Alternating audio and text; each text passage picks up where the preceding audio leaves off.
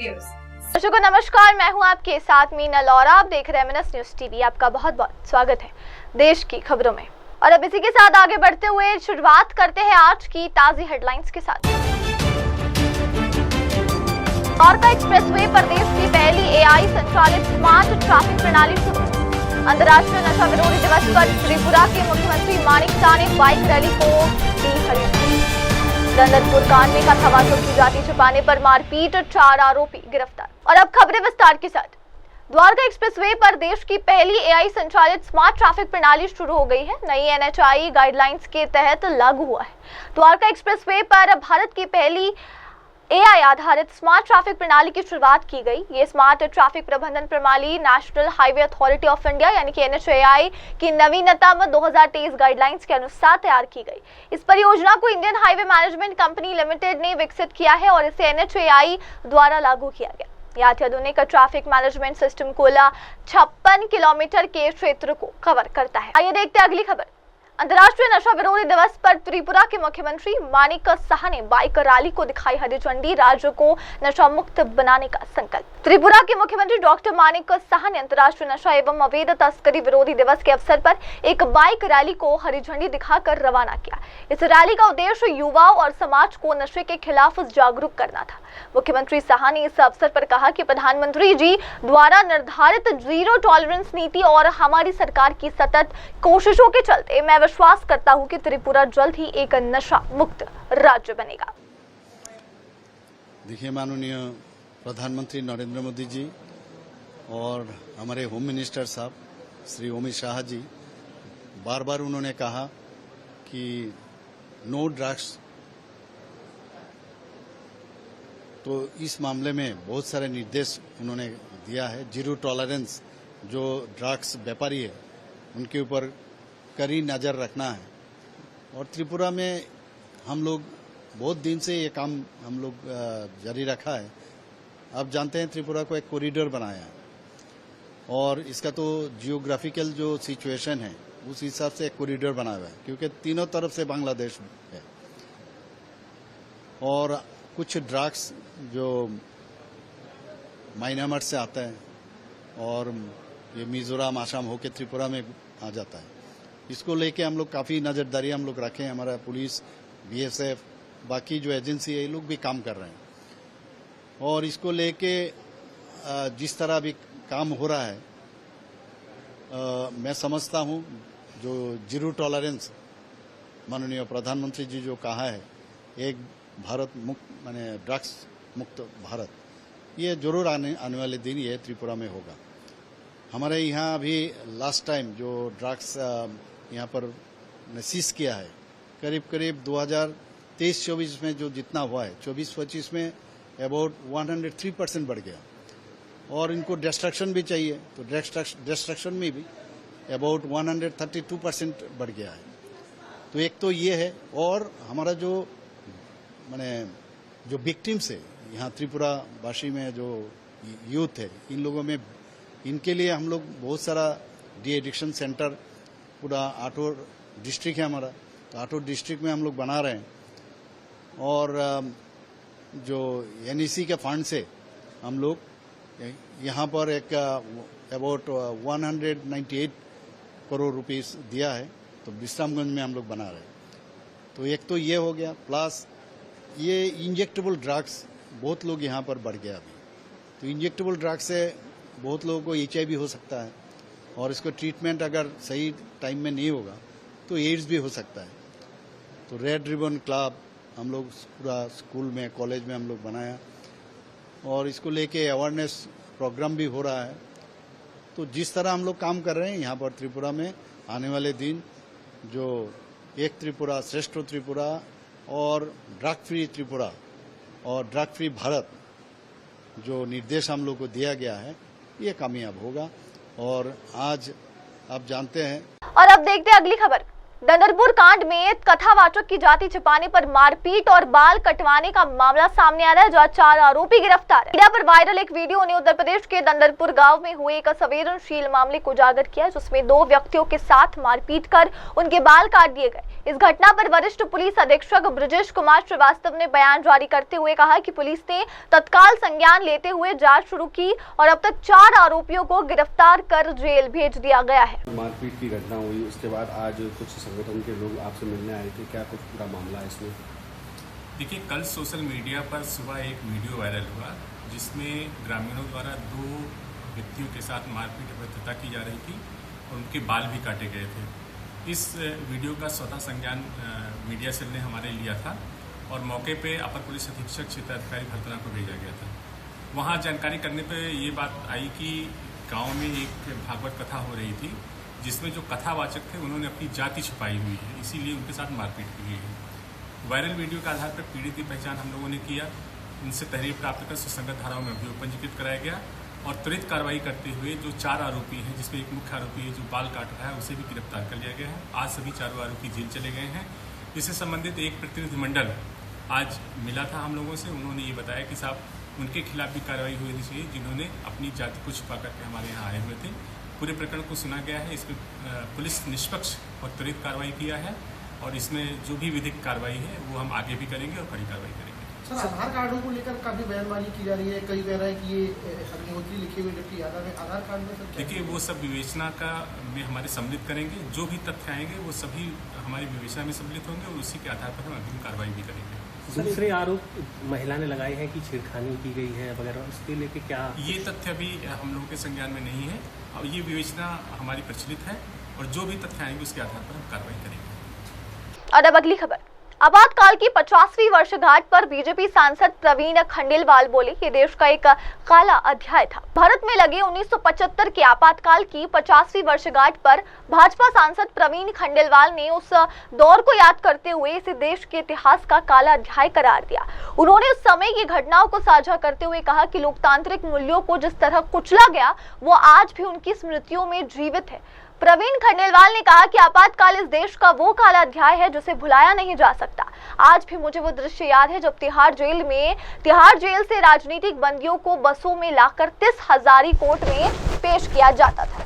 देखिए, आपातकाल इस देश का वो काला अध्याय है कि आज भी मैं उस दृश्य को याद करता हूँ कि जब तिहाड़ जेल से कैदी बस में आया करते थे 30 हजारी कोर्ट में और उनके हाथों में हथकड़ियाँ लगाई गईं। वो कोई कातिल और मुजरिम नहीं थे, फिर भी उनके हाथों में हथकड़ियाँ लगाई गईं और वो उस वक़्त एक ही गीत गाते थे कि हथकड़ियों की झनकार सुनो, जनतंत्र की ललकार सुनो, न चली है न चलेगी तानाशाहों की सरकार सुनो, न अपील है न वकील है न दलील है, हो रही शराफत गली गली जलील है। तो आपातकाल का ये वो दौर था और उस दौर में क्या कुछ नहीं हुआ। मेरी अपनी लोकसभा में तुर्कमान गेट में जिस तरीके से तत्कालीन सरकार ने विध्वंस किया, घर तोड़े, लोगों की जबरन नसबंदी कराई, सड़क से पकड़ पकड़ करके लोगों को नसबंदी कैंप में ले जाया गया, डराया गया, धमकाया गया, वो आपातकाल का वो दौर है जो आज भी याद आता है। और इनको याद इसलिए रखना पड़ता है कि लोकतंत्र की जड़ें जब भी मजबूत होंगी जब इस काले अध्याय को हमेशा के लिए याद रखा जाएगा। और अब अगली खबर। महंत गिरिजी महाराज बोले, अंबुबाची महोत्सव मां कामाख्या का पावन पर्व है, 51 शक्ति पीठों में सबसे सर्वोच्च। प्रसिद्ध कामाख्या देवी मंदिर में चल रहे अंबुबाची महोत्सव के अवसर पर महंत गिरिजी महाराज ने मां कामाख्या की महिमा का गुणगान करते हुए कहा कि ये पर्व शक्ति उपासना की गहराई को दर्शाता है। उन्होंने कहा, ये अंबुबाची महोत्सव मां कामाख्या का पावन पर्व है। 51 शक्ति पीठों में मां कामाख्या को सबसे सर्वोच्च माना जाता है। ये भगवती माँ कामाख्या का जो है अंबुबाची महोत्सव के नाम से ये कार्यक्रम है। भगवती कामाख्या 51 शक्तिपीठों में सर्वोपरि उत्तम शक्तिपीठ है। भगवती कामाख्या का मुख्य स्वरूप तो योनिमात्राय शरीराय पुंगवासिनी कामदाय रजस्वला महातेजाय कामाक्षी ध्यायताम सब, यानी योनि स्वरूप है भगवती। योनि स्वरूप है क्योंकि 51 शक्तिपीठों में कहीं नेत्र गिरे, कहीं जीभ गिरी है, कहीं स्तन गिरे, कहीं पूर्णागिरी नाभि गिरी है। इसी प्रकार योनि भाग नीलांचल पर्वत पर गिरा, जिसे आज कामरूप पर्वत कहते हैं। वहीं तीनों देवताओं के कहने पर भगवती ने जो है तीनों देवताओं की इच्छा पूर्ति की है, तीनों देवताओं को अपना आसन बनाया है, इसलिए इनका नाम जो है कामांछा पड़ा है। कामनाओं की इच्छा, तीनों देवताओं की इच्छा थी कि किसी प्रकार से हम शक्ति के जो है आसन बने, तो देवता रूप में आसन बनना उचित नहीं था। तो कालिका पुराण में आया है कि ब्रह्म विष्णु शिवैर देवैर ध्रयते सा जगन्मयी सित प्रेतो महादेवो ब्रह्मा लोहित पंकजम हरिर हरिस्तु विज्ञेयो बाहनानि महूजसा स्वमूर्ता बाहनत्वंतु तेषाम यशमान न इज्जते। यानी तीनों देवताओं ने आसन बनने की भगवती से इच्छा प्रकट की, तो भगवती ने ऐसा ही होगा। तो ब्रह्मा की उत्पत्ति कमल से है, तो ब्रह्मा ने कमल का रूप धारण किया। हरि कहते शेर को, हरि कहते विष्णु को भी, तो विष्णु भगवान ने शेर का रूप धारण किया। और सब रूप में भगवान शंकर शेर के ऊपर यानी विष्णु के स्वरूप के ऊपर लेट करके उनकी नाभि से ब्रह्मा का स्वरूप जो कमल है उस पर भगवती 12 भुजा और 6 सर के द्वारा भगवती जो है विराजमान हुई। इस प्रकार से तीनों देवताओं की इच्छा पूर्ति करने के कारण कामांछा नाम पड़ा। और योनि भाग पर जो है 3 दिन के लिए जो है 22, 23, 24 आद्रा नक्षत्र के ऊपर जो है आता है समय, साल में एक बार। तो माताएं जो योनि भाग पर वस्त्र डालती हैं, उस वस्त्र पर जो है यानी जैसे मासिक धर्म के धब्बे आते हैं उसी प्रकार से धब्बे आते हैं। वही वस्त्र जो है समस्त कामनाओं को देने वाला होता है। कहते हैं कामाख्या वस्त्र मादायो जब पूजा समाचरी पूर्ण कामम लभे देवी सत्यम सत्यम न संशया। यानी समस्त कामनाओं को देने वाला हुआ वस्त्र होता है। नजर लगने वाला है, किसी की इच्छा करने वाला, संतान को संतान देने वाला और धनार्थी को धन देने वाला, पुत्रार्थी को पुत्र देने वाला वस्त्र जो है समस्त कामनाओं को देने वाला होता है। इसलिए इनका नाम जो है कामाख्या है। सभी भक्तों जो दर्शन करते हैं। और अब अगली खबर, विधान हत्या दिवस पर भोले बीजेपी सांसद प्रताप सारंगी, जो लोग कभी संविधान को कुचलते थे आज उसी की प्रतियां लेकर घूमते हैं। आपातकाल की 50वीं वर्षगांठ पर संविधान हत्या दिवस के मौके पर भाजपा सांसद प्रताप सारंगी ने कांग्रेस पर तीखा हमला बोला। उन्होंने 1975 में लगाए गए आपातकाल को लोकतंत्र और संविधान की हत्या बताया और कांग्रेस पर अवसरदात का आरोप लगाया। सारंगी ने कहा, जिन लोगों ने संविधान को कुचला, लोकतंत्र को खत्म किया और अपने स्वार्थ के लिए बार बार संविधान में संशोधन किए, आज वही लोग हाथ में संविधान के प्रति लेकर उसे उद्धृत करते हैं। लागू कर रहे हैं कि जो आपातकाल को लेकर जो वर्तमान की स्थिति में भाजपा जो ये कह रही है कि कांग्रेस के लोग जो है इसको राग लाते हैं। देखिए, इनकी उपलब्धि में कुछ है नहीं। 11 साल के शासन में ये कुछ करके दिखाया नहीं। जो वादे किए थे 2 करोड़ लोगों को रोजगार देंगे, 15 लाख रुपए खाते में डाल देंगे, आपके आमदनी दुगनी कर देंगे किसानों की, क्या क्या नहीं बोले थे। अगर मोदी जी की स्पीच उससे सुन ले हम लोग तो हमें कहने को आवश्यकता ही नहीं। ब्लैक मनी लेके आएंगे स्विस बैंकों से, कितनी बड़ी बड़ी बातें की थी और असत्य बोल के कि 2G स्पेक्ट्रम घोटाला हो गया। कोलगेट का 1,40,000 करोड़ का घोटाला हो चुका है। 11 साल में वो घोटाले कहाँ गए जो आरोप लगाए थे कांग्रेस पर। तो जिस प्रकार से इन्होंने जो कुछ भी लोगों गुमराह करके बाद में हिंदू मुसलमान करके आप चुनाव जीत जाते हो, पर देश को अगर एक रखना है, अखंड रखना है, तो आपको सभी जाति सभी धर्म के लोगों के साथ लेकर चलना ही पड़ेगा। अलग अलग भाषाएं बोलते हैं, दक्षिण में तेलुगु, तमिल, मलयालम, कितनी भाषाएं हैं, बंगाली अलग है, गुजराती अलग है, मराठी अलग है। अब ऐसे मुल्क को अगर एक अखंड रखना है तो तमाम भाषा बोलने वालों को, तमाम जातियों को, तमाम धर्मों को साथ लेकर चलना पड़ेगा। ये कांग्रेस की नीति रही है महात्मा गांधी के जमाने से ही। अब नई पीढ़ी को गुमराह कर रहे हैं, वो हमारे सबके लिए चिंता का विषय होना चाहिए। सच्चाई क्या है? आजकल सोशल मीडिया है, आजकल आर्टिफिशियल इंटेलिजेंस अलग आ गई है। मैं चाहूंगा कि AI का उपयोग सब लोग करें। AI नई क्रांति हो रही है दुनिया के अंदर। जिसमें आपको तमाम इंफॉर्मेशन 50 साल पहले की मिल जाएगी आपको। मैं खुद उसको यूज करता हूँ। कोई चीज मालूम करनी हो तो आप मालूम कर सकते हो। सर, मुख्यमंत्री का जब मामला है तो इतनी बातें कांग्रेस करने के लिए बहुत कुछ है। आजादी जंग हमने लड़ी थी, कांग्रेस के लोगों ने लड़ी थी। आरएसएस और बीजेपी ने अपनी उंगली भी नहीं कटाई उस वक्त। इनको पूछो, इनको, आप भी उस वक्त यही थे, आप इनके नेता थे बुजुर्ग। उस वक्त में इन्होंने क्यों नहीं आजादी जंग में भाग लिया? आजादी के बाद में इंदिरा गांधी की हत्या हो गई, खालिस्तान ने बनने दिया, राजीव गांधी की हत्या हो गई। इस परिवार, गांधी परिवार में 2-2 हत्याएं हुई है। किसे कहते प्रधानमंत्री पद पर रहते हत्या हो गई। एक तरफ तो ये है इतिहास कांग्रेस शानदार कुर्बानी का, त्याग का, बलिदान का इतिहास। आधुनिक भारत दिख रहा है साइंस में, टेक्नोलॉजी में, आधारभूत। ये जो संविधान का हत्या करने वाले, गणतंत्र का हत्या करने वाले, बार बार अपना निहित स्वार्थ के लिए संविधान का संशोधन करने वाले, ये आज संविधान का द्वाही देकर के एक संविधान लेकर के चलते हैं। इसको देख करके मुँह हंसी लगता है। कलकत्ता में एक बदमाश था जो बोलता था, हामी आम चोरी करी, मद्यपान करी, बेश्या बाड़ीतेও যাই करी, किंतु आमी हमार कैरेक्टरটা ठीक करे रेखेছি। कांग्रेस वालों का ये संविधान प्रवणता देख करके हमको ऐसी हंसी लगता है। उनको संविधान के बारे में, लोकतंत्र के बारे में कुछ बोलने का कोई अधिकार नहीं है। इसलिए इसी काला दिवस को, जिस दिन गणतंत्र का हत्या हुआ था और अत्याचार चरम सीमा पर पहुंच गया था, इसको जनमानस में स्थापित करने के लिए हम इसको गांव-गांव में करते हैं। और ये 25, 26, 27 3 दिन तक पूरे देश में इसका आयोजन होगा। हर एक जिला में, हर एक विधानसभा में इसके ऊपर चर्चा होगी, सेमिनार होगी, प्रदर्शनी होगी और इसका होर्डिंग्स, पोस्टर्स भी लगेगा अत्याचार का करुण कहानी को मुद्रित करके। ऐसा हमने योजना बनाया है। आइए देखते हैं अगली खबर।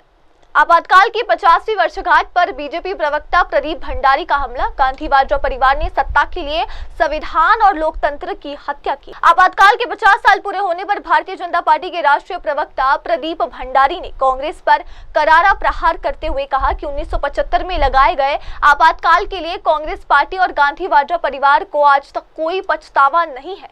प्रदीप भंडारी ने कहा कि 50 साल पहले गांधी वाड्रा परिवार यानी कांग्रेस पार्टी ने सत्ता के लालच में संविधान की हत्या की। उन्होंने लोकतंत्र को कुचल दिया सिर्फ इसलिए ताकि सत्ता हाथ से न फिसले। ये सब कांग्रेस पार्टी ने। आज से ठीक 50 साल पहले गांधी वाड्रा परिवार, कांग्रेस पार्टी ने संविधान की हत्या करी थी, लोकतंत्र को खत्म किया था और ये सब सिर्फ और सिर्फ अपनी सत्ता को बचाने के लिए गांधी वाड्रा परिवार ने, श्रीमती इंदिरा गांधी जी ने, कांग्रेस पार्टी ने किया था। पिछले 50 सालों में कांग्रेस पार्टी ने इमरजेंसी लागू करने के लिए एक भी बार देश की जनता से माफी नहीं मांगी। The Congress party has not officially apologized for imposing emergency and finishing the constitutional value even once officially in front of the people of the country. ये वो दौर था जब आप क्या बोल सकते हैं कांग्रेस पार्टी डिसाइड करती थी, आप क्या नहीं बोल सकते हैं कांग्रेस पार्टी डिसाइड करती थी। और जो आर्टिकल 21 राइट टू लाइफ है, मौलिक अधिकार संविधान के अंदर है, उसको भी गांधी वाड्रा परिवार ने छीन लिया था। 1 लाख से ज्यादा भारतीयों को गिरफ्तार इमरजेंसी के समय किया गया था। देश के सबसे बड़ा कठोर काला कानून मीसा के तहत हर लोकतंत्र के सेनानी को जेल की सलाखों के पीछे रखा गया था। वही मानसिकता से रखा गया था जिस मानसिकता से अंग्रेज स्वतंत्रता सेनानियों को जेल की सलाखों के पीछे रखते थे। ये वो दौर था जब कांग्रेस पार्टी ने जुडिशियल इंडिपेंडेंस को कुचला था, जस्टिस HR खन्ना को चीफ जस्टिस नहीं बनने दिया था। ये वो दौर था जब कांग्रेस पार्टी के नुमाइंदे ने ऑफिशियली कोर्ट में कहा था कि अगर किसी का मौलिक अधिकार, जीने का अधिकार सरकार छीनती है तो उसको अपील करने तक का राइट कोर्ट में नहीं है। ये वो दौर था जब 250 से ज्यादा पत्रकारों को गिरफ्तार कांग्रेस पार्टी की सरकार ने किया था। ये वो दौर था जब 30 लाख से ज्यादा लोगों की जबरन नसबंदी कांग्रेस पार्टी के गांधी वाड्रा परिवार ने कराई थी। ये सब यही दर्शाता है कि कांग्रेस पार्टी के दो चेहरे हैं। सामने तो संविधान की कॉपी को लेकर घूमते हैं, परंतु पीठ पीछे उस संविधान को कुचलने का काम करते हैं। जब जब कांग्रेस पार्टी सत्ता में आती है, लोकतंत्र कमजोर होता है, और जब जब कांग्रेस पार्टी सत्ता से बाहर आती है, लोकतंत्र मजबूत होता है। आज देश के हर युवा को ये बात को ध्यान रखना चाहिए कि कांग्रेस पार्टी का मतलब तानाशाही है, और अगर लोकतंत्र को मजबूत करते हुए रखना है तो कांग्रेस को सत्ता से दूर रखना है। परंतु आज जब बिना कैबिनेट अप्रूवल के आधी रात को 11:44 PM को 25 जून को इंदिरा गांधी ने अपनी सत्ता को, अपनी कुर्सी को बचाने के लिए जब इमरजेंसी लागू करी, तो क्या 50 सालों में अभी तक कांग्रेस पार्टी ने इस पर माफी नहीं मांगी? यही दर्शाता है कि कांग्रेस उसको जस्टिफाई करती है। और राजीव गांधी जी ने तो ये तक कह के जस्टिफाई करा था कि उस वक्त समय की मांग थी। आज का दिन हम सबको ये याद रखना चाहिए कि कभी भी कांग्रेस जैसी तानाशाह पार्टी को इतनी संपूर्ण शक्ति नहीं देनी है कि वो संविधान की हत्या कर सके, लोकतंत्र को खत्म कर सके। कांग्रेस का मतलब ही है emergency, anti democracy, anti constitution. और अब अगली खबर। आपातकाल के 50 वर्ष पूरे होने पर बीजेपी सांसद दिनेश शर्मा का बयान सामने आ रहा है। दिनेश शर्मा ने कहा कि पत्रकार संघ के अध्यक्ष के विक्रम राव को डायनामाइट केस में गिरफ्तार कर बालोड़ा जेल में बंद किया गया था। वे कुछ हफ्ते पहले दुनिया छोड़ गए। जेल में उन्हें कई घंटे घुटनों के बल बैठाया गया और एक छोटे से सेल में रखा गया, जो एक पत्रकार संघ अध्यक्ष के लिए अमानवीय व्यवहार था। उन्होंने आगे बताया अपने आखिरी लेख में कि विक्रम राव ने लिखा, जेल में किसी ने चुपके से उन्हें अखबार का गट्ठर भेजा था। जेलर ने बताया कि ये एक स्वयं सेवक ने दिया था। एक पत्रकार जो एसोसिएशन के अध्यक्ष थे, जिनको डायनामाइट कांड में गिरफ्तार कर दिया गया था, अभी उनका देहांत कुछ हफ्ते पहले हुआ है, के विक्रम राव साहब को जाके बड़ौदा की जेल में डाल दिया गया और उनको घुटने के बल घंटों कराया जाता, तो घंटों के घुटने के बल रहे, और एक छोटी सी कोठरी जिसमें हवा भी नहीं।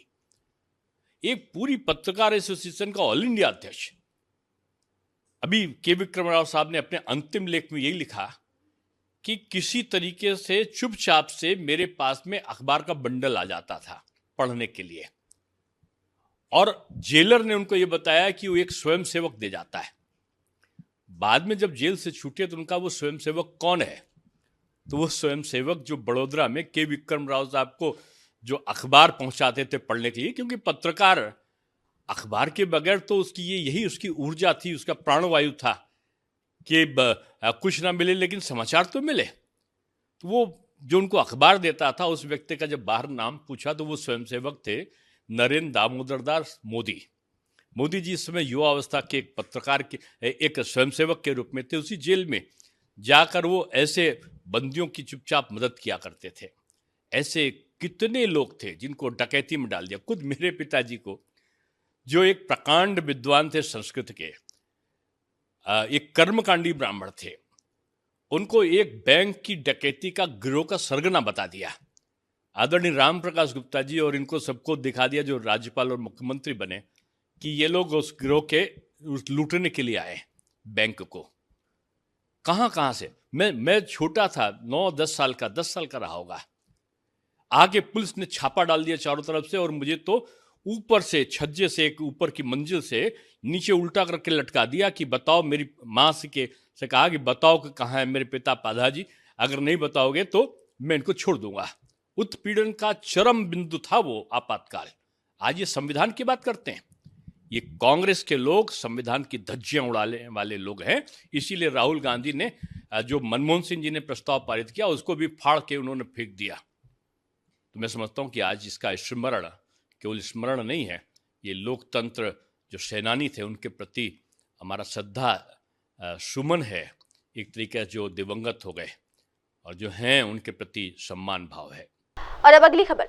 आपातकाल के 50 वर्ष पूरे होने पर सिक्किम से लोकसभा सांसद इंद्रहांग सुब्बा का बयान भारत लोकतंत्र के बिना जीवित नहीं रह। 1975 में लगे आपातकाल की 50वीं वर्षगांठ पर सिक्किम के लोकसभा सांसद इंद्रहांग सुब्बा ने इसे भारत के इतिहास का काला अध्याय करार दिया और लोकतंत्र की अहमियत पर जोर दिया। उन्होंने कहा, सबसे पहले भारत एक संघीय लोकतंत्र है और हम मानते हैं कि देश के हर नागरिक को जीवन का अधिकार और संविधान में निहित मौलिक अधिकार प्राप्त है। First of all, you see, India is a federal democracy, and we understand that each and every citizen of this country have their own rights to life, and fundamental rights, those are enshrined in the Constitution of India, should live on.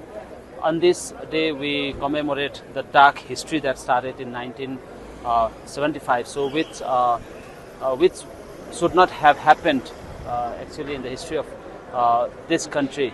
But looking back at this very dark episode, we understand that India cannot live without democracy.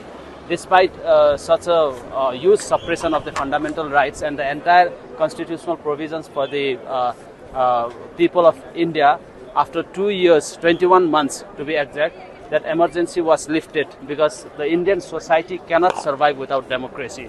So this is one thing that we can learn from this dark episode of our country, and this episode actually strengthens our belief that democracy is what our people need, and for which we must all try to defend the democracy in whatever way we can. And it is responsibility of each and every citizen of this country, not just because that we need freedom, but also because that we need our generations to be free, upcoming generations to have those rights that we have enjoyed for so long. अब बढ़ते अगली खबर की ओर। गोदावरी नदी का जलस्तर खतरे के निशान से नीचे, बाढ़ का खतरा टला, मंदिरों में लौटी रौनक। गोदावरी नदी का जलस्तर अब खतरे के निशान से नीचे आ गया है, जिससे बाढ़ की आशंका कम हो गई है और प्रभावित क्षेत्रों में धीरे धीरे सामान्य स्थिति बहाल हो रही है। मुख्य मंदिर परिसरों से जल निकासी हो चुकी है, जिसके बाद श्रद्धालु एक बार फिर दर्शन के लिए लौटने लगे हैं। स्थानीय प्रशासन ने बताया कि सुरक्षा उपाय अब भी जारी है, लेकिन फिलहाल स्थिति नियंत्रण में है। अब बढ़ते अगली खबर की ओर। तमिलनाडु के मुख्यमंत्री एमके स्टालिन ट्रेन से वेल्लोर रवाना हुए, करेंगे अत्याधुनिक 7 मंजिला अस्पताल का उद्घाटन। तमिलनाडु के मुख्यमंत्री एमके स्टालिन आज ट्रेन से वेल्लोर के लिए रवाना हुए, जहां वे एक विशाल 7 मंजिला अस्पताल का उद्घाटन करेंगे कि अस्पताल क्षेत्र के लिए एक बड़ी स्वास्थ्य सुविधा मानी जा रही है। अत्याधुनिक अस्पताल स्वास्थ्य सेवाओं के क्षेत्र में एक नया मील का पत्थर साबित होगा। मुख्यमंत्री के दौरे को लेकर स्थानीय प्रशासन ने सभी तैयारियां पूरी कर ली। स्टालिन के साथ वरिष्ठ अधिकारी और जनप्रतिनिधि भी मौजूद रहे। अब देखते हैं अगली खबर। संविधान हत्या दिवस पर बीजेपी नेता दिनेश शर्मा का हमला। संविधान की बात करने वाली कांग्रेस ने ही उसे चीर डाला था। आपातकाल की 50वीं वर्षगांठ पर भाजपा द्वारा मनाए जा रहे संविधान हत्या दिवस के अवसर पर पार्टी नेता डॉक्टर दिनेश शर्मा ने कांग्रेस पर करारा प्रहार करते हुए कहा कि जो लोग आज संविधान के प्रति लेकर घूमते हैं, उन्होंने ही सबसे पहले संविधान को चीर फाड़ कर डाला था। डॉक्टर शर्मा ने कहा, कांग्रेस ने सत्ता जाने के डर से आपातकाल थोपा। 1971 में जब बांग्लादेश बना, उन्होंने बड़ी संख्या में बांग्लादेशियों को शरण दी, जिससे हालात और बिगड़ने लगे थे। 50 वर्ष में आज संविधान हत्या दिवस है। कांग्रेस लाल किताब का लेकर चलती है संविधान कहकर उसको, लेकिन संविधान का अपमान करने वाली, उसका धज्जियां उड़ाने वाली ये है। धारा 300 अनुच्छेद 352 का हवाला देकर इन्होंने आंतरिक अशांति के नाम पर, जो इनकी अपनी हताशा थी, अपनी सत्ता को खोने की जो इनका डर था, उस कांग्रेस के डर के कारण इन्होंने इमरजेंसी लागू कर दी। 1971 से इन्होंने एक नारा दिया कि गरीबी हटाओ, लेकिन गरीबी हटाने के बजाय गरीबी हटते गए। तुर्कमान गेट पर जिस प्रकार से झुग्गियां हटाने के लिए इन्होंने हजारों लोगों को गोली पे चला दी, जिस तरीके से ये व्यवहार कर रहे थे, चारों तरफ एक वायुमंडल ऐसा बना कि 1971 में जब इन्होंने बांग्लादेश बनाया तो सारे बांग्लादेशियों को, कितने बांग्लादेशियों को इन्होंने शरणार्थी बना दिया।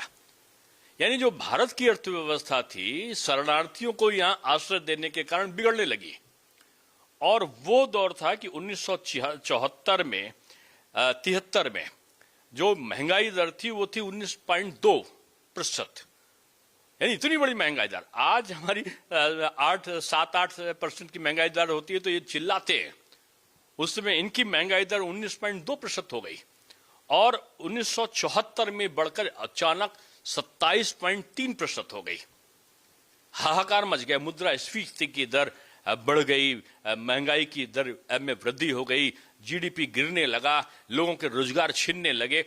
ऐसे समय लोगों का असंतोष स्वाभाविक था।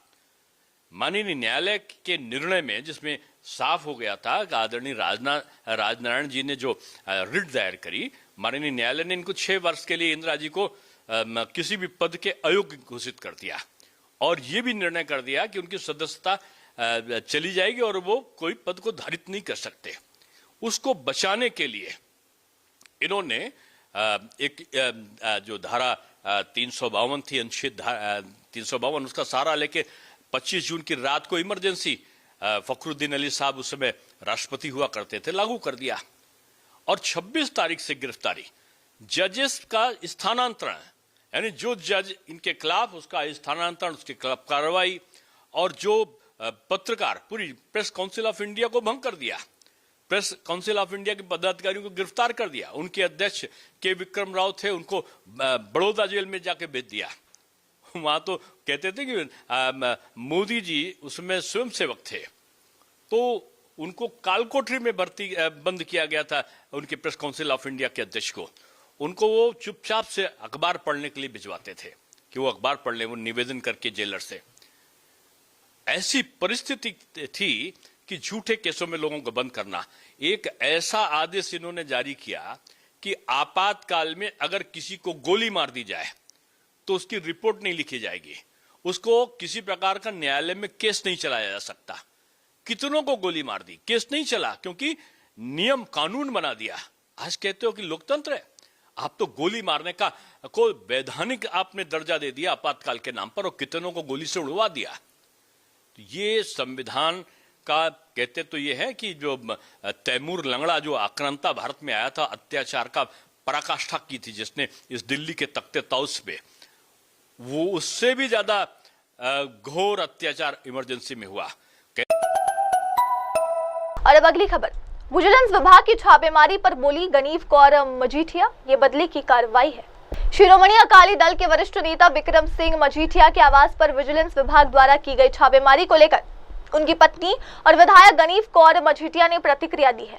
उन्होंने इसे राजनीतिक प्रतिशोध करार दिया। गनीव कौर मजीठिया ने कहा, यह छापेमारी सिर्फ राजनीतिक बदले की भावना से की गई है। हमारे परिवार के खिलाफ बार बार इस तरह की कार्रवाई कर माहौल बनाया जा रहा है, जबकि किसी भी तरह का कोई भ्रष्टाचार या अनियमितता का प्रमाण नहीं। कारण दस्या गया किस मामले ਦੇ ਵਿੱਚ ਜਾਂਚ ਕੀਤੀ ਗਈ, रेड ਕੀਤੀ ਗਈ है? कोई कुछ नहीं दस्या है, ਧੱਕਾ ਮਾਰ ਕੇ ਅੰਦਰ ਬੜੇ ਨੇ। ਮੈਂ ਵੀ ਅੰਦਰ ਵੜਨ ਦੀ ਕੋਸ਼ਿਸ਼ ਕੀਤੀ, ਮੈਨੂੰ ਵੀ ਧੱਕਾ ਮਾਰ ਕੇ ਬਾਹਰ ਕੱਢਿਆ ਗਿਆ, ਮੀਡੀਆ ਨੂੰ ਅੰਦਰ ਜਾਣ ਤੋਂ ਰੋਕਿਆ ਗਿਆ। ਇਹਨਾਂ ਨੂੰ ਕੋਈ ਨਹੀਂ ਰੋਕ ਸਕਦਾ, ਇਹ ਸਾਡਾ ਪ੍ਰਾਈਵੇਟ ਘਰ ਹੈ, ਜੋ ਮਰਜ਼ੀ ਅੰਦਰ ਆਏ, ਤੁਸੀਂ ਪਲੀਜ਼ ਅੰਦਰ ਆਓ।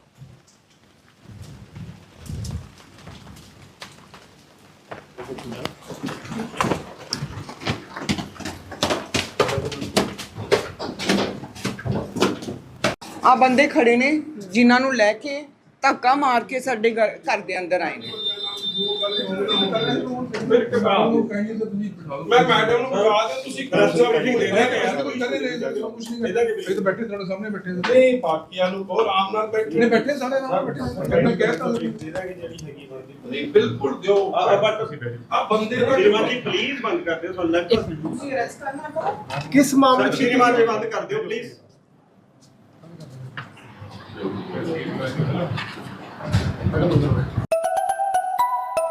और अब अगली खबर, भारी बारिश में बड़ा हादसा, नहर में गिरी कार, 4 लोगों की मौत, 4 दिन की नवजात भी शामिल।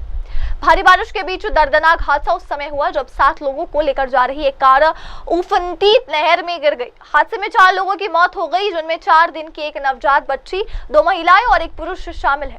हादसे में 3 अन्य लोग घायल हो गए। प्रत्यक्षदर्शियों के मुताबिक भारी बारिश के कारण सड़क पर फिसलन थी और नहर का जलस्तर भी सामान्य से काफी ऊपर था। कार अनियंत्रित होकर नहर के पुल के नीचे बनी पुलिया में समा गई। और अब अगली खबर, हम सभी को उस पर गर्व है। अंतरिक्ष यात्री शुभांशु शुक्ला की बहन की भावुक प्रतिक्रिया। भारतीय अंतरिक्ष यात्री शुभांशु शुक्ला की बहन ने उनके अंतरिक्ष मिशन को लेकर गर्व और उत्साह से भरी प्रतिक्रिया दी है। उन्होंने कहा, पूरा देश आज शुभांशु पर गर्व महसूस कर रहा है। भले इस मिशन में कई बार देरी हुई, लेकिन उसका हौसला कभी नहीं टूटा। हमने उसे ढेरों शुभकामनाएं भेजी है। वो इस मिशन को लेकर आत्मविश्वास से भरा है, खुश है और सकारात्मक है। मैं ही नहीं, पूरा भारत उनके लिए इस विजिट के लिए, इस मिशन के लिए वेट कर रहा था। बहुत बार डिलेड हुआ है, but now the day has arrived and we are highly happy and excited and hoping the best for him actually.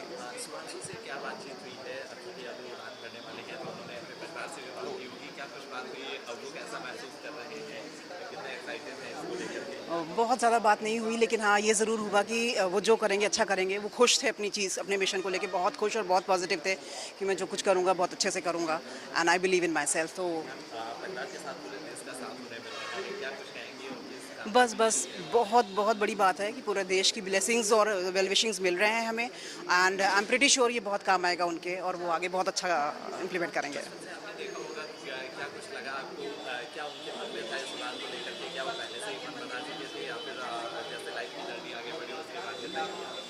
उनको उड़ना था, ये ज़रूर था उनके मन में, लेकिन इतना ऊंचा उड़ जाएंगे ये किसी को नहीं पता था।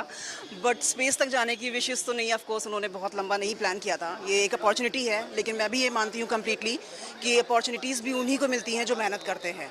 सो आई एम प्रीटी श्योर कि उन्होंने इतनी मेहनत करी है, उनको ये अपॉर्चुनिटी मिली and he is just killing it. Shuchi, मेरा नाम शुचि मिश्रा है एंड मैं उनकी बड़ी बहन हूँ। आइए देखते हैं अगली खबर। प्रमोद तिवारी का मोदी सरकार पर हमला। बीते 11 सालों से देश में अघोषित आपातकाल जैसी स्थिति। आपातकाल की 50वीं बरसी पर कांग्रेस सांसद प्रमोद तिवारी ने केंद्र की मोदी सरकार पर तीखा हमला बोला है। उन्होंने कहा कि देश में पिछले 11 वर्षों और 30 दिनों से अघोषित आपातकाल जैसी स्थिति बनी हुई, जो दिन ब दिन और अधिक क्रूर रूप लेती जा रही है। प्रमोद तिवारी ने कहा कि आपातकाल के बाद 1980 और 1985 में जनता ने कांग्रेस को फिर से बहुमत दिया, लेकिन आज जो स्थिति है वो कहीं ज्यादा खतरनाक है। संसद को निष्क्रिय करके कानून बनाए जा रहे हैं।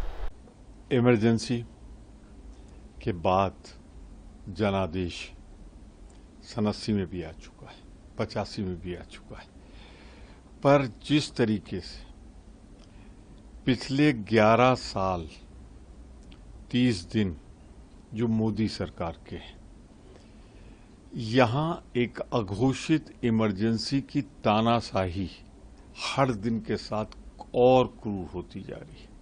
ये 11 साल 10 दिन का सफर महात्मा गांधी से उनके हत्यारे गोडसे को महिमा मंडित करने में बीता है। लोकसभा, राज्यसभा पंगु कर दी गई, 150 सदस्यों को निकालकर वहां कानून पास कराए गए। टैक्स टेररिज्म अपने चरम पर है। सीबीआई, जो दूसरी ईडी एजेंसी, टैक्सेशन, इन पर भरपूर दुरुपयोग हो रहा है। विरोधियों पर सारे संविधान से दूर हटकर क्रूर ढंग से उन पर हमला हो रहा है। मीडिया गिरवी रखने की कोशिश, न्यायपालिका प्रभावित करने की एक जद्दोजहद सबके सामने आ रही है। यही नहीं, कितने लोग आज जेल में हैं अर्बन नक्सलिज्म के नाम पे, जो आवाज उठा रहे हैं गांधीवादी या नागरिक वसूलों की, नागरिक अधिकारों की। ये 11 साल 30 दिन मोदी सरकार के क्रूर, विकृत, अघोषित तानाशाही का जीता जागता परिणाम है। मोदी जी, आपसे एक सवाल, इमरजेंसी में आप कहां थे? आइए बढ़ते अगली खबर की तरफ। संविधान हत्या दिवस पर अशोक गहलोत का बीजेपी पर आरोप। देश को जोड़ना होता है, न कि विभाजित करना। संविधान हत्या दिवस के मौके पर 50 साल पहले लगाए गए आपातकाल की बरसी पर कांग्रेस नेता अशोक गहलोत ने बीजेपी सरकार पर निशाना साधा है। उन्होंने कहा, बीजेपी के शासनकाल में कोई बड़ी उपलब्धि नहीं, वो लोगों को गुमराह करके चुनाव जीतते हैं, लेकिन देश को एकजुट रखने के लिए अलग अलग धर्म और भाषाओं को लोगों को जोड़ना जरूरी है। यही था महात्मा गांधी का दर्शन। सलाह कर रहे हैं कि जो आपातकाल को लेकर जो वर्तमान की स्थिति में भाजपा जो ये कह रही है कि कांग्रेस के लोग जो हैं इसको राग लाते हैं। देखिए, इनकी उपलब्धि में कुछ है नहीं। 11 साल के शासन में ये कुछ करके दिखाया नहीं। जो वादे किए थे 2 करोड़ लोगों को रोजगार देंगे, 15 लाख रुपए खाते में डाल देंगे, आपके आमदनी दुगनी कर देंगे किसानों की, क्या क्या नहीं बोले थे। अगर मोदी जी की स्पीच उससे सुन ले हम लोग तो हमें कहने को आवश्यकता ही नहीं है। ब्लैक मनी लेके आएंगे स्विस बैंकों से, कितनी बड़ी बड़ी बातें की थी और असत्य बोल के कि 2G स्पेक्ट्रम घोटाला हो गया, कोलगेट का 1,40,000 करोड़ का घोटाला हो चुका है। 11 साल में वो घोटाले कहाँ गए जो आरोप लगाए थे कांग्रेस पर। तो जिस प्रकार से इन्होंने जो कुछ भी लोगों गुमराह करके बाद में हिंदू मुसलमान करके आप चुनाव जीत जाते हो, पर देश को अगर एक रखना है, अखंड रखना है, तो आपको सभी जाति सभी धर्म के लोगों के साथ लेकर चलना ही पड़ेगा। अलग अलग भाषाएं बोलते हैं, दक्षिण में तेलुगु, तमिल, मलयालम, कितनी भाषाएं हैं, बंगाली अलग है, गुजराती अलग है, मराठी अलग है। अब ऐसे मुल्क को अगर एक अखंड रखना है तो तमाम भाषा बोलने वालों को, तमाम जातियों को, तमाम धर्मों को साथ लेकर चलना पड़ेगा। ये कांग्रेस की नीति रही है महात्मा गांधी के जमाने से ही। अब नई पीढ़ी को गुमराह कर रहे हैं, वो हमारे सबके लिए चिंता का विषय होना चाहिए।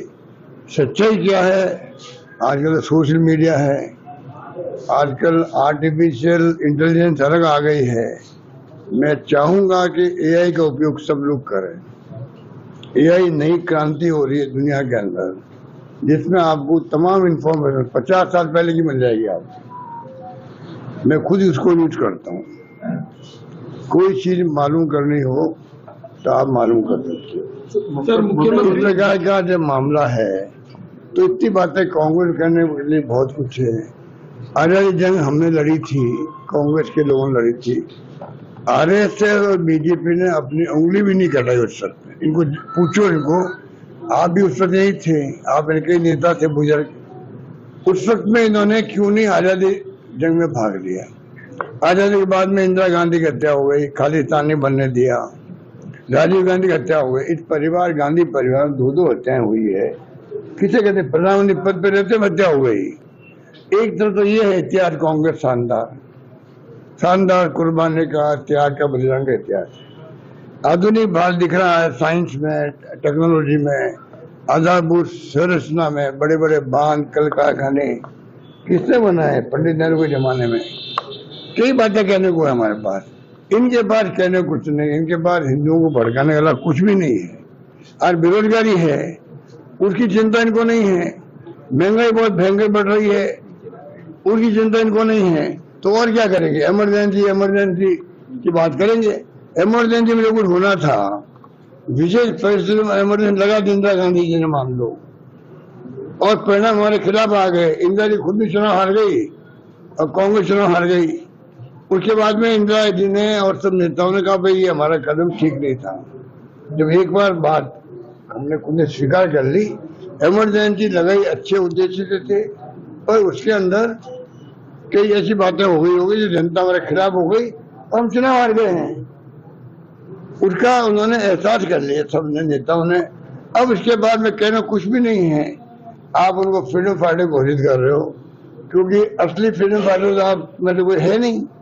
तब आप इनको जो जेल में गए थे उस वक्त में, उनको आप पेंशन दे रहे हो, उनका आप सम्मान कर रहे हो, उनका दिवस मना रहे हो। ये तमाम बातें वही कर सकते हैं जिनके पास कहने कुछ नहीं हो। और अब अगली खबर, ग्रुप कैप्टन शुभांशु शुक्ला के पिता का भावुक बयान सामने आ रहा है, जो वो कह रहे कि आज मेरे जीवन का सबसे खुशियों भरा दिन है। ग्रुप कैप्टन शुभांशु शुक्ला के पिता शंभू दयाल शुक्ला ने कहा, यह अनुभव अद्भुत है, मुझे गर्व है और सौभाग्य महसूस होता है कि मैं ऐसे बेटे का पिता हूँ। मेरे जीवन का सबसे खुशियों भरा दिन है आज। उन्होंने अपने बेटे की उपलब्धि पर गहरा हर्ष व्यक्त किया और देश के लिए उनके मिशन की सफलता की कामना की। First of all, you see, India is a federal democracy, and we understand that each and every citizen of this country have their own rights to life, and fundamental rights, those are enshrined in the Constitution of India, should live on. On this day, we commemorate the dark history that started in 75. So which should not have happened actually in the history of this country. But looking back at this very dark episode, we understand that India cannot live without democracy.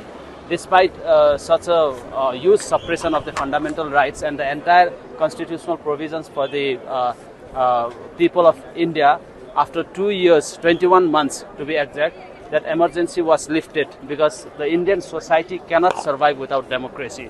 So this is one thing that we can learn from this dark episode of our country, and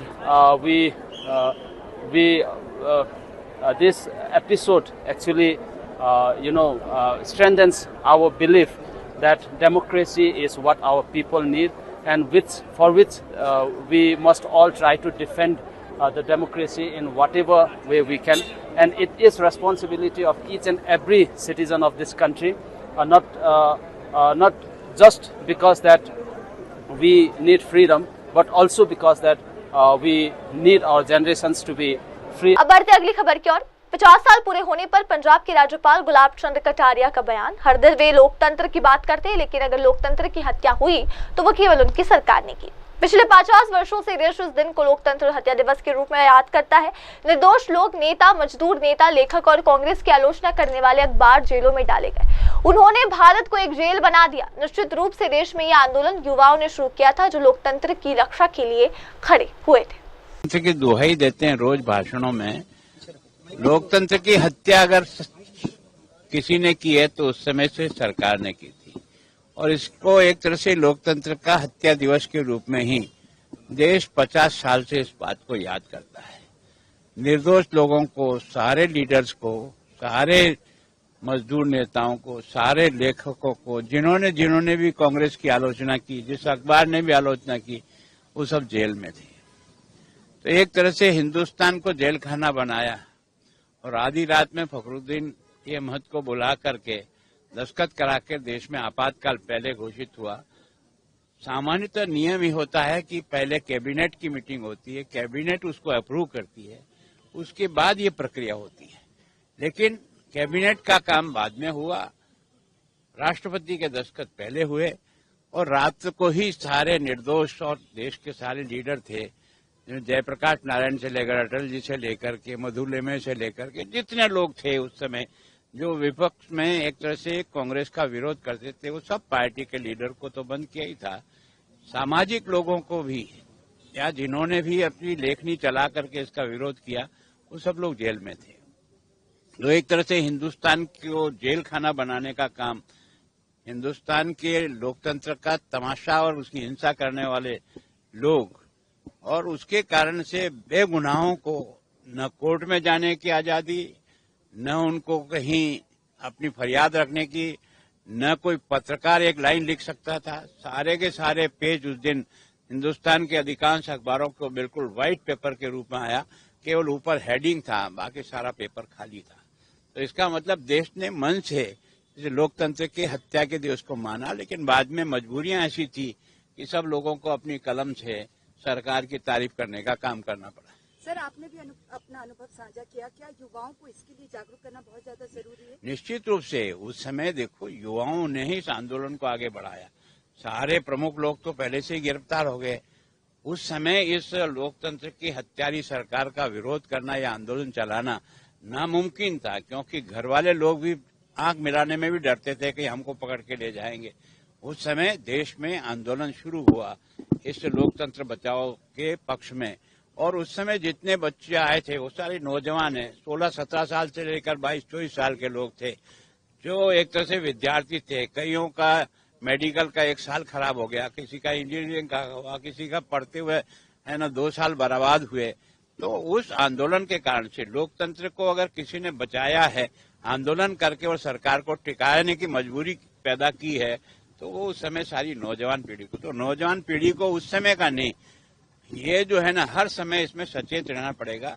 अगर लोकतंत्र को बचाना है तो ऐसा नहीं सरकारें आएगी जाएगी, पार्टियां आएगी जाएगी, पर लोकतंत्र में संविधान की हत्या न हो, इसके लिए हमेशा जागरूक रहना। बीजेपी का कहना है कि इसके लिए माफी मांगनी चाहिए कांग्रेस को।